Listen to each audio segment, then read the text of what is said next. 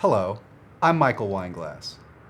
Digital advertising has become one of the most important yet misunderstood topics of conversation in the publishing industry these days, bringing an equal degree of fascination and dread to those that have to deal with this uncompromising animal. While technological advances and aggressive graphic arts vendors continue to yield new file formats, the search for an industry standard continues, led by a handful of zealous visionaries hell-bent on creating a one-size-fits-all solution for the purposes of advancing productivity throughout the land.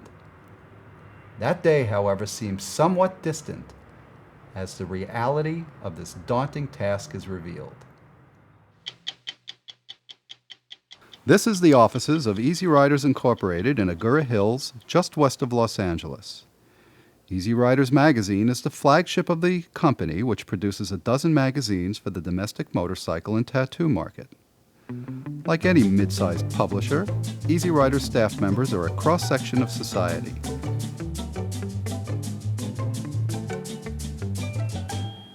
A busy confluence of art and editorial copy makes its way down the conveyor belt of productivity and finds its way to the production department, where files of each page are prepared before being sent to the printer for plate making and printing.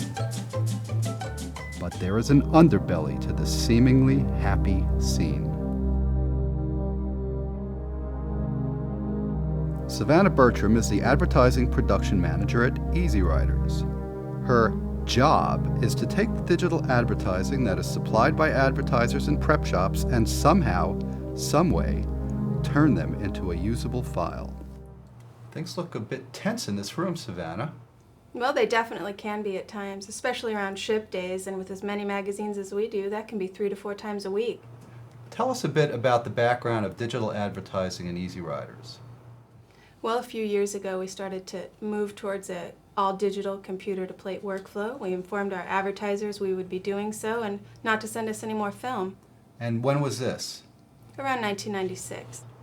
And how did the advertisers respond? They sent in more film. No.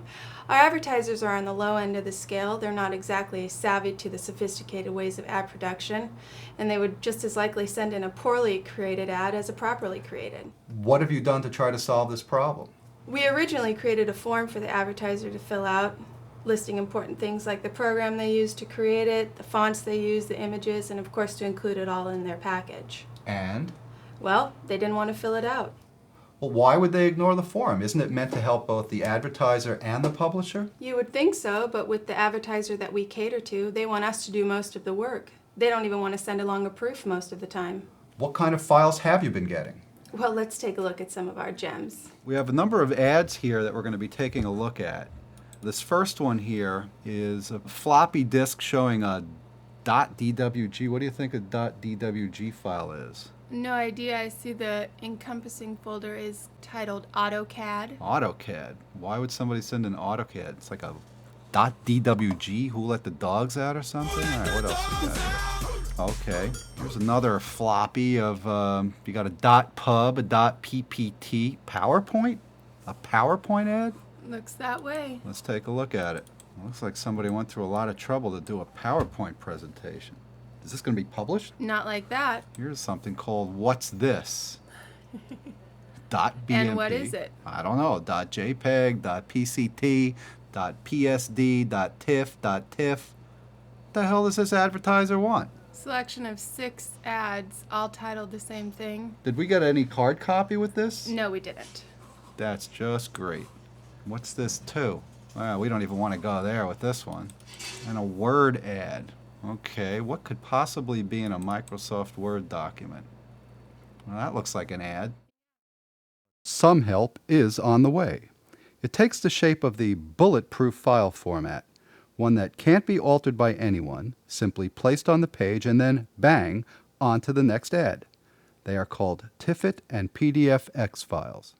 TIFFIT P1, for example. Now this looks like a typical TIFFIT P1 file that we would get from a client. Yes. Okay, you've got the CT component, the line work component, and a header file. Tell me exactly what you do with the file. Using Page Composer, I first look at a preview, and then using the same program, we create an EPS out of it. And there it is. There's the preview, and then we create the EPS file. Well, that's pretty good. Then you take the EPS and import it directly into the Quark file. There's no fonts, there's no images. Just one piece. That's it. That's beautiful. Why aren't all advertisers using these files? Well, most of our advertisers don't use a pre-press shop, so when we ask them for these file formats, they really don't know what we're talking about.